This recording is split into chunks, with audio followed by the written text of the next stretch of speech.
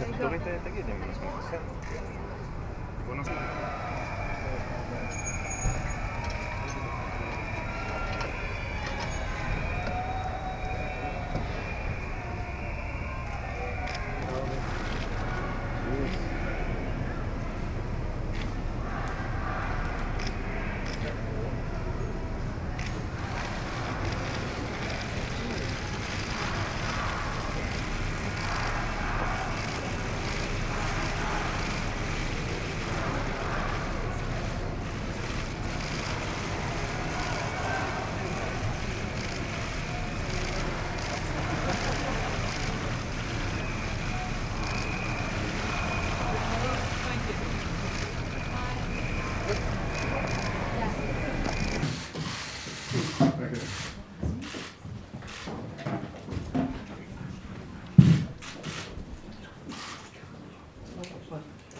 Prime Minister Netanyahu, welcome back to Number 10 Downing Street. Very pleased to see you, to have the opportunity to talk with you about, I'm sure we're going to have a range of issues we want to talk about, with the very good relations that the United Kingdom has with Israel across a number of areas. But I hope we will also be able to spend some time talking about the issue of regional security and stability. The stability of the Middle East is important, of course, to Israel, but to the rest of us as well. And I think that will include some discussion about Iran and about the JCPOA nuclear deal. Of course, as you will know, along with France and Germany, the UK continues to believe that is the best route to preventing Iran from getting a nuclear weapon. And we will remain committed to it as long as Iran meets its obligations. But we do recognise that there are other issues that need to be addressed in relation to Iran. It's destabilising regional activity in countries like Syria and Yemen, and also proliferation of ballistic missiles. I'd be interested to talk about how we can work together in addressing those issues. I also hope we will be able to talk about the situation in Gaza. We have been concerned about the loss of Palestinian lives. We, as you know, the UK absolutely recognises the right that Israel has for self-defence against the activities of extremists and terrorists.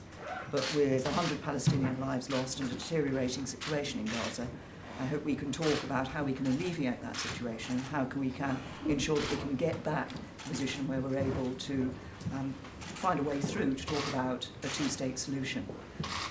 So many issues for us to talk about together, but very much welcome you here to Downing Street. Thank you.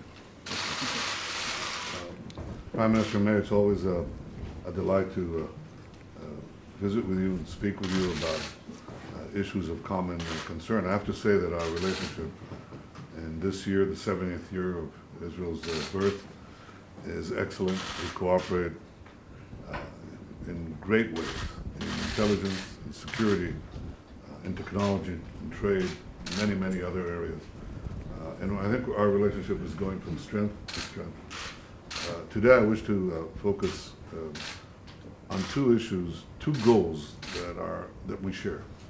The first is how to make sure that Iran does not have nuclear weapons. And the second is how to roll back Iran's aggression in the region, and specifically in Syria. And I think we can find ways to work together to achieve both goals. As far as Gaza is concerned, I think the problems there are rooted in the fundamental goal of Hamas to destroy Israel. We're not witnessing peaceful protests. In addition to burning our fields, these people are being paid for and pushed by Hamas to try to break into Israel's defenses, kill as many Israelis as they can right next to the border, and kidnap our soldiers. This is not a nonviolent protest, quite the contrary. We are doing everything we can to both minimize casualties and at the same time protect Israeli lives.